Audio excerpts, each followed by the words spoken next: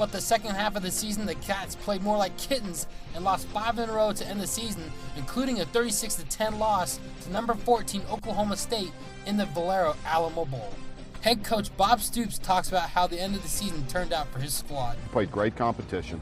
We're a couple plays away from being a 10-win team, a 9 or 10-win team. Broncos would get a field goal late in the third, and just before the end of the quarter, McGahee had the Raiders saying, "What you talking about, Willis, with this run?" Zone read to get to McGahee, big hole, McGahee, big field, 35-40, foot race, here we go, 30, 25-20, 15-10, McGahee inside the 5, touchdown Denver! Running back Willis McGahee with 60 of his 163 yards on the ground and first of his 2 TDs on the day. And I noticed something that they didn't do in the first preseason game. Right. They were lining Robert Ayers up there in the defensive tackle position and getting Elvis Dumerville on his side there at the left defensive end position.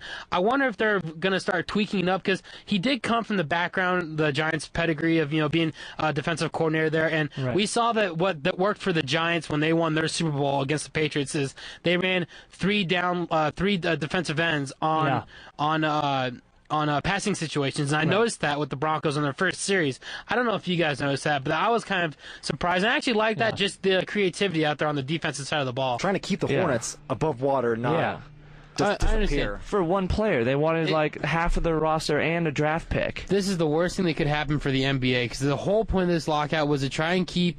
It really wasn't between players and owners. It was between owners and owners, trying to keep parity between the big from the big markets and the small markets. That was part of the reason why we went through this whole lockout. And guess what? We just resolved it. We supposedly just resolved the whole lockout situation. And what's the first issue that comes out of this trade? And you're trying to move a big name to another big market.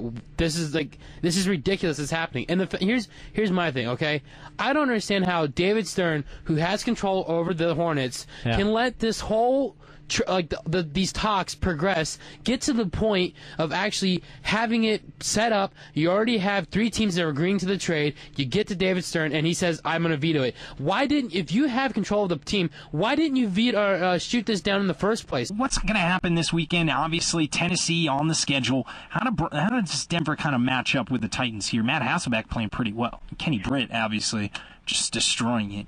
Well, what I'm going to have to say is that, the Broncos have got to be careful going into this game. Right now they're dealing with a lot of injuries.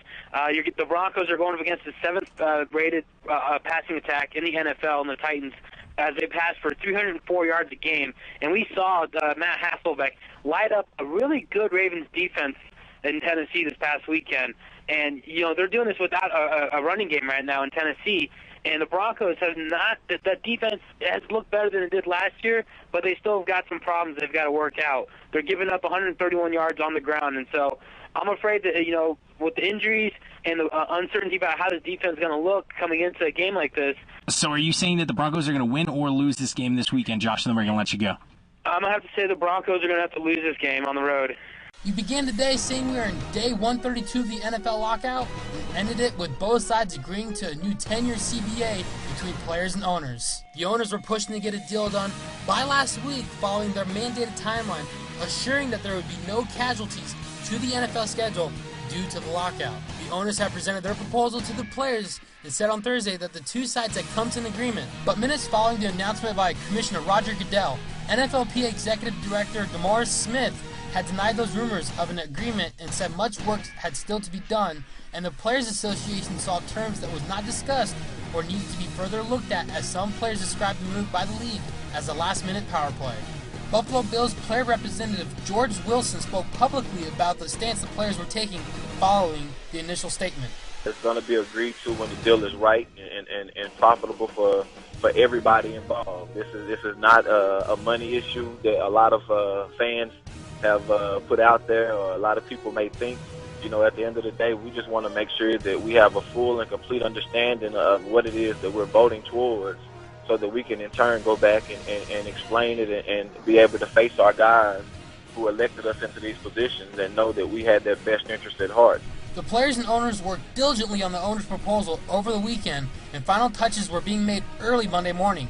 ESPN insider Adam Schefter has more on where the players are with the proposal and what is next with the CBA. Essentially, they are voting on the players' proposal that the owners approved. So if the owners approve the players' proposal, it seems to be only obvious that the players will approve the players' proposal. The labor situation that has gripped football throughout the offseason is coming to a close. The last issues that needed to be hashed out was having an opt-out clause for the players in the new CBA, rookie contracts, how long the players had to recertify as a union, and along with the playoff settlements in the Tom Brady vs. NFL lawsuit. With the last details having been worked out, here's how the start of the league year would look like.